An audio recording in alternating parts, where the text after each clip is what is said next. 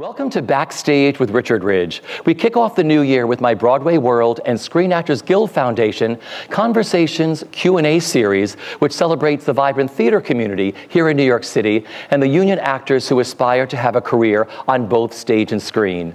This special event, which is coming from the New School, is a conversation with the electrifying cast of one of this season's most celebrated new plays, the National Theatre's Olivier Award-winning production of The Curious Incident of the Dog in the Nighttime. So please welcome the company, led by Alexander Sharp, who is making his stunning Broadway debut. Enjoy.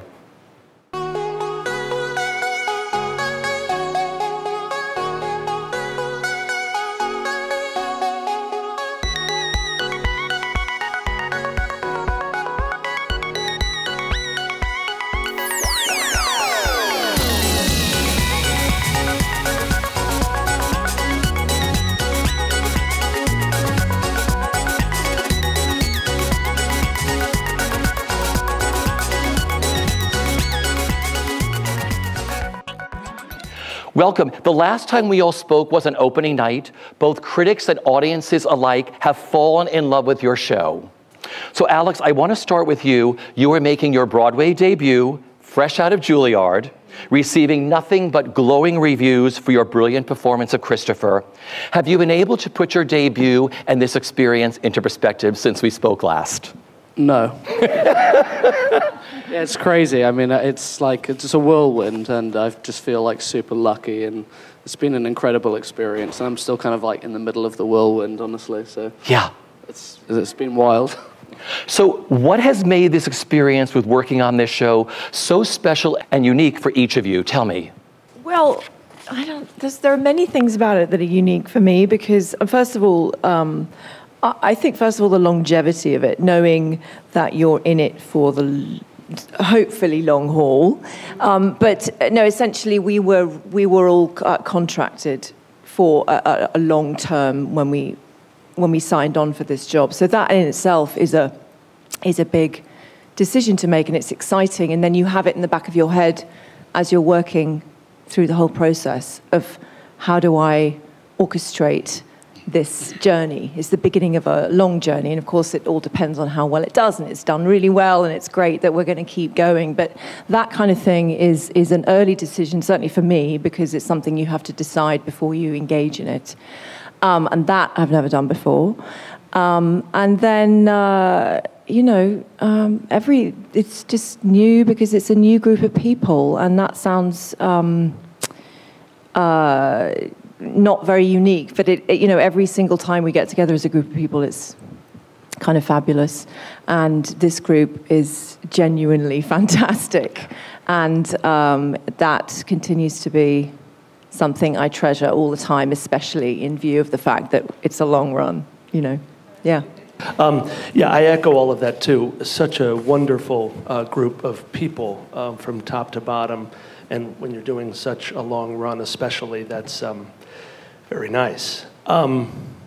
Special and unique about this show, there are many things.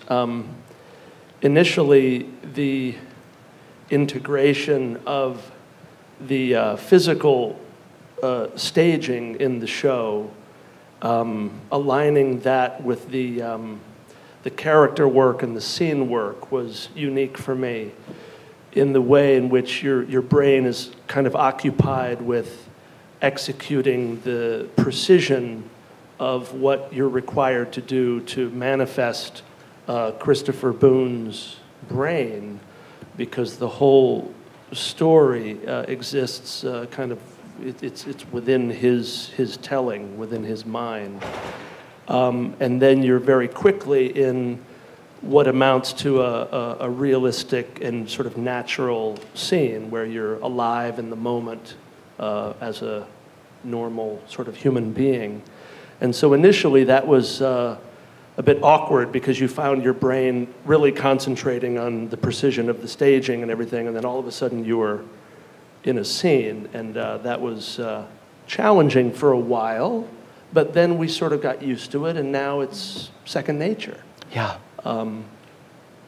But it's the quality of the narrative and the storytelling with all of this tremendous invention and imagination in terms of the staging is a great blessing as a theater person to get to be a part of, because it's both a great story and a great drama, family drama, and then at the same time there are just these incredible visual events that take place that kind of take your breath away. So.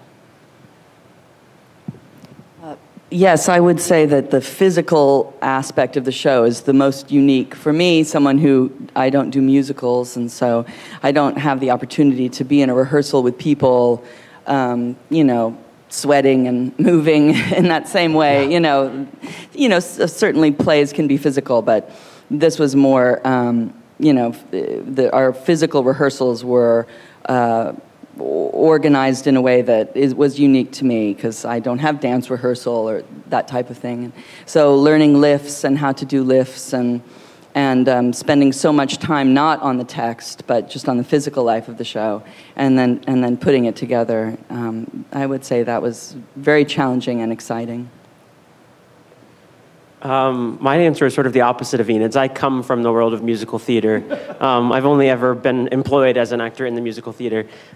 So working on a play was a unique and exciting experience for me, and something that I had been aching to do since I was very young but had never been given the chance to do. So that was exciting. And I think also something that is so unique about this play is the novel that it's based upon, which is extraordinary, seems so unadaptable when you read it. And I think it's extraordinary sort of what Simon and Marianne and our designers have done with this play. It's one of the most exciting experiences I've ever had in a theater as an audience member and as an actor. I was surprised and ultimately delighted, but first of all, scared to death, at the physicality of the whole thing. We started every single day of rehearsal in what was boot camp. We had circuit training, weight training, jumping rope, sprints. She carried me on her back once. It's true, I did. But we usually rehearse in a sequential kind of way, and this time we really started with all the complicated physical lifts and turns and so on, out of context.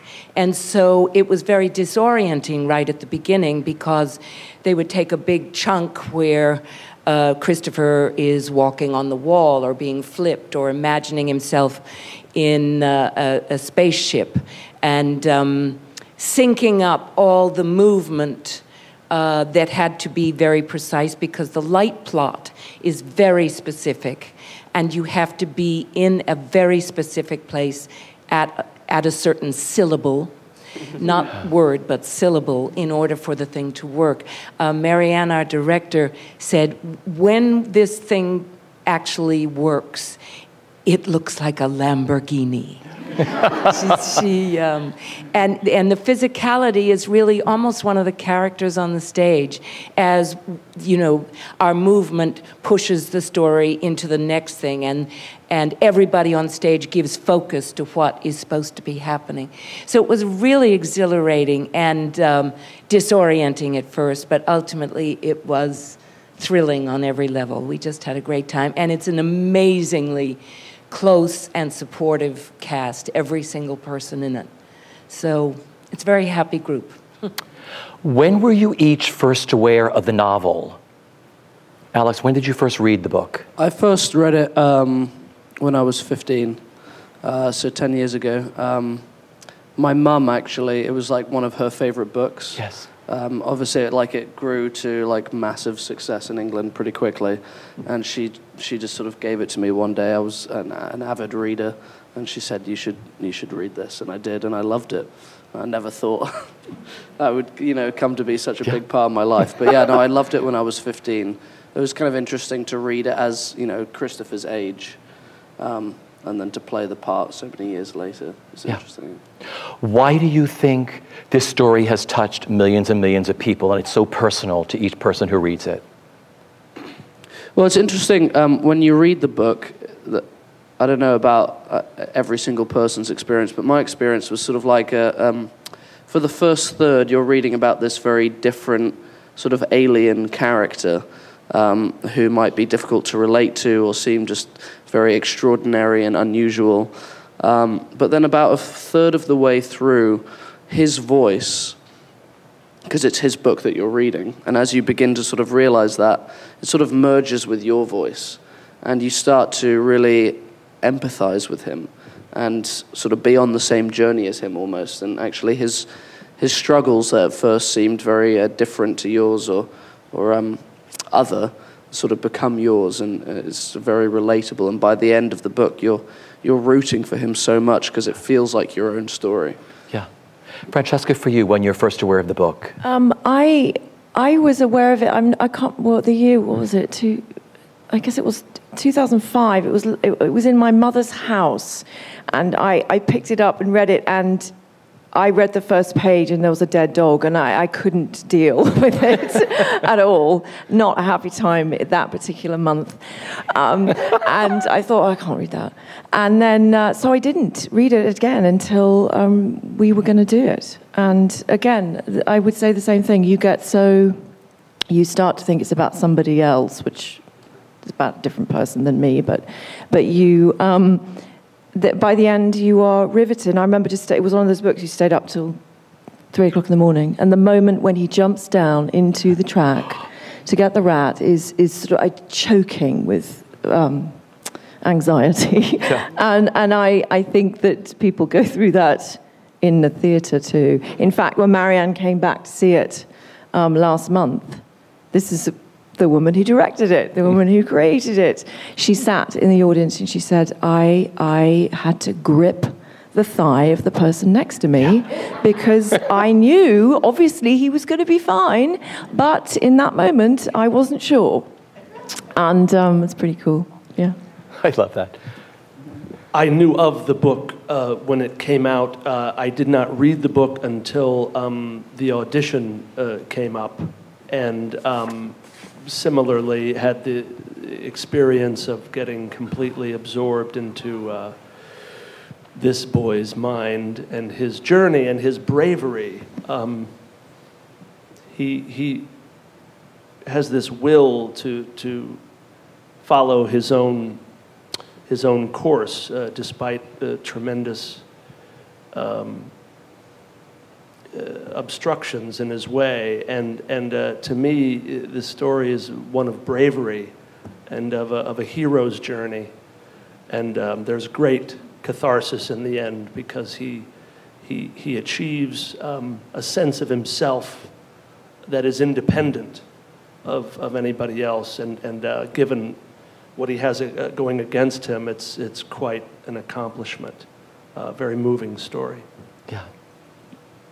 I read the play first and read the book after, and it's interesting because I don't think I could have ever imagined the play if I read the book first. And I was filled with admiration for how they, took the book and captured the essence of it, even though the book is so telling a story the way fiction can. And then the play tells a story the way the theater only can. And I think that's one of the things that's so exciting about it. For me, one of the big pursuits of art is to try to find, even for a second, some way to understand another human being. And I feel like the book and the play both allow you to do that. What is it like to be this boy? I think you know a little bit more, when you've had each of these experiences. And it's really thrilling to see two different forms of art use all the tools in their boxes, to make that human connection happen, hopefully, for a second. Alex and I are the same age, so I read it about the same time, shortly after it had been released, and loved it. I was unlike anything I'd ever read.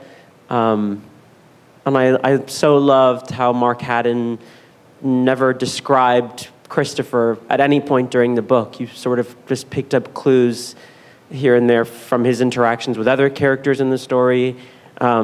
And then also you were, I mean, the story takes place inside of his own brain, so you had that to go off of, but you never really knew who Christopher was from the outside. And I loved that, and I think that sort of also facilitates the reader being able to put themselves in Christopher's shoes, because Christopher could be anyone. I read it not just before I came up for the audition. I'd read it about 6 months earlier, and I thought that this is impossible. How do you lift this off the page so that it's available to people just watching it? And I think what's amazing to me is you, the audience, start where you traditionally start, viewing and listening and so on. But very quickly, you find yourself inside Christopher's head. And it goes from an exposition and a narration. And because the set is so very simple and malleable and changes in the blink of an eye, it's an ongoing narrative, and it moves at the speed of thought. And so you are constantly, as an audience member, keeping up. And now that you have more and more information about how his brain functions, you start thinking about the things that would be off-putting or challenging. And then you get to Swindon Station or Paddington Station, and you start thinking, oh my God, I had no idea what a person with this kind of disability would have to meet in order to get from A to B. And you really start living and breathing with that character. And that's what I find amazing about this story. Yeah. You know, it is the sum of the parts, the acting, the direction, the movement, the lighting, the video, the sets, the music, the sound that makes this production so compelling, so powerful, and dazzling to the senses. So what was the rehearsal process like? Helen, you started to talk about that. You know, you said boot camp started it all, but were there days you worked on text? Were there days you worked on movement? I mean, how did this all work in the rehearsal room? The beginning of the day was an hour, sometimes longer than that, too, of boot camp. There was circuit training. We did sit-ups, we did push-ups, we did sprints, we did presses, we did weight training. And we did it in pairs, and every 2 minutes, the clock would say change, and you go to the next station and do the next thing for 2 minutes, and the next thing for 2 minutes. And you'd be in an absolute lather by the end of that beginning of the day. After that, they would take big chunks of the physical needs of the play out of context and work on those. And it became apparent why we were doing boot camp, because so many, I don't have to do it, but so many of the cast are carrying, flipping Christopher and Taylor, and you have to, as the people doing it, teaching us all this said, we don't want anyone to get hurt, so we learn very carefully how to handle people, turn them, help them in a flip, be there when they're coming down out of something. And so those were rehearsed.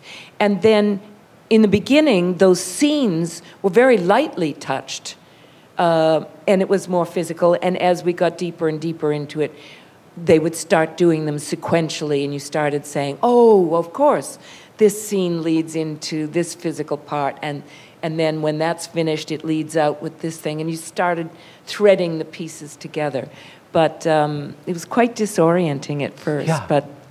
but always thrilling, because it was, I think, new territory for all of us.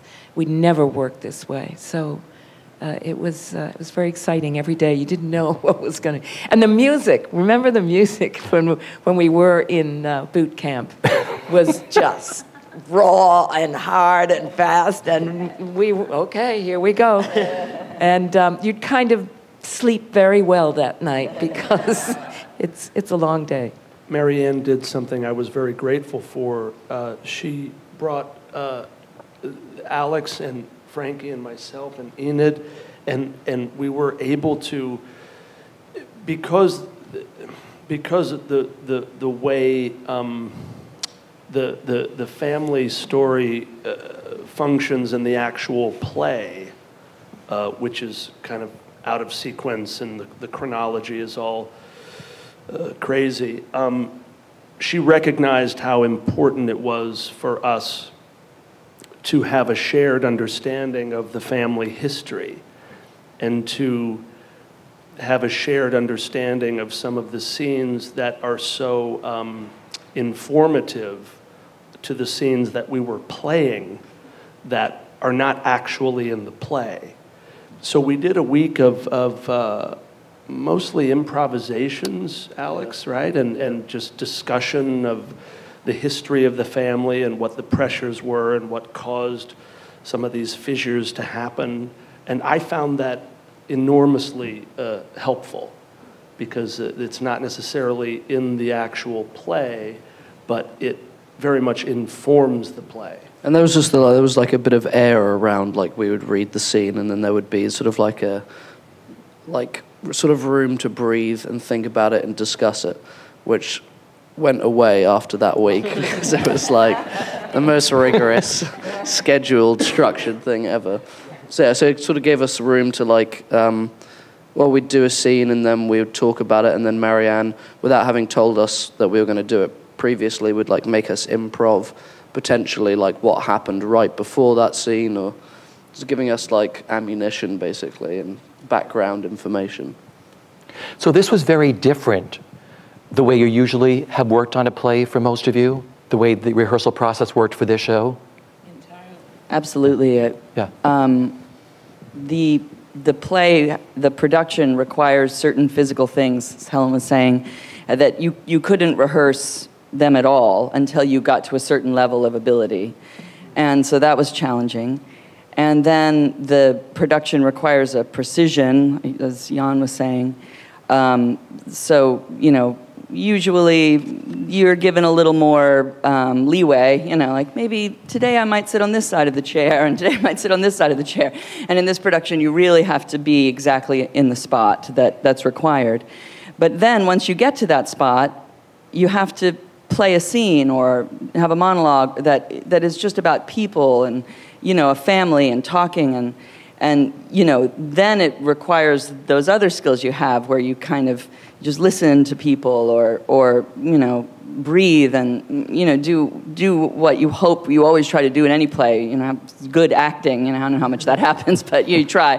And you know, and so marrying those two was really challenging, and a lot of times, except for that first week, we had to work in kind of an outside-in way. Which, you know, I have done before, but it's not the, I wouldn't say it's the most common way that people work. And so you did have to figure out how to bring your own life into very, very strict physical requirements. Yeah. And, you know, and sometimes it was hard. But I think because the Marianne and our whole creative team had a huge focus on building the ensemble. You know, we're missing how many people today? Like five others who are in our cast who you know, are central to making the play happen every night. And because we worked so hard on building this ensemble, I think that's why we were able to do it. You know, that's why we were able to fill in the life inside these very strict physical requirements. You know, Alex, for you being right out of school, was this whole way of working on this show, was it so unique and so daunting for you? I mean, what was it like for you when you started the rehearsal process right out of school, going into this big show? Yeah, it was pretty daunting, but it was actually, there's something about having just come from school and doing, you know, at Juilliard it's long, it's like 14-hour days, sometimes 13 hours, and there's like tons of movement and all different kinds of strange ways into characters. So in a way, like I didn't really have like a regular gauge on like what was a normal rehearsal period. So I was kind of ignorant as to how sort of unique it was maybe at times. But I also was lucky, I got cast in March and then I graduated in May. So I had like 2 months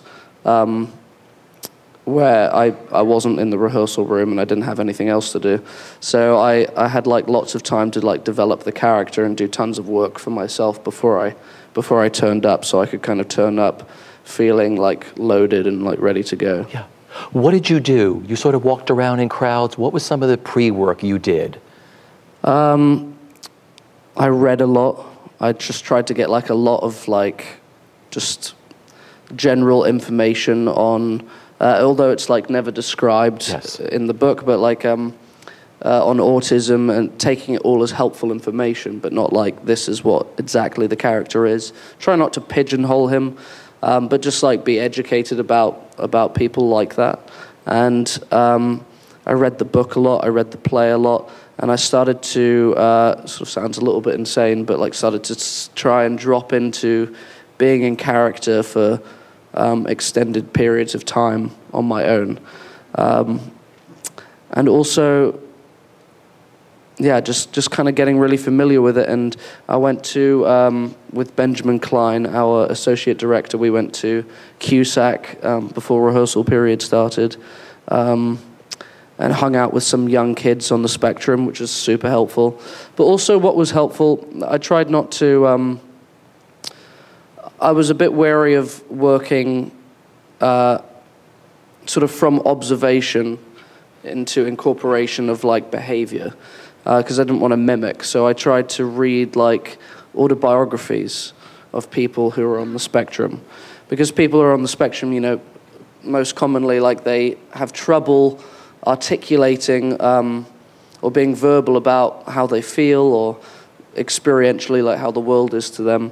But they, for some reason, through literature, often they find they can be more accurate and descriptive. So reading autobiographies like The Reasons I Jump and Look Me in the Eye by John Elder Robinson, it got me closer to the characters in a monologue, which I think is, if you start there and then work out, because I mean, I feel like we're all sort of potentially on the spectrum, and it just sort of depends where you fall on it. So just focusing on that truth, and it's just considering that these things are just an exaggeration or an extremer version of oneself. You can find a sort of truthful way to physically and emotionally bring a character like that to life. But I just mainly just was in my apartment acting quite strangely.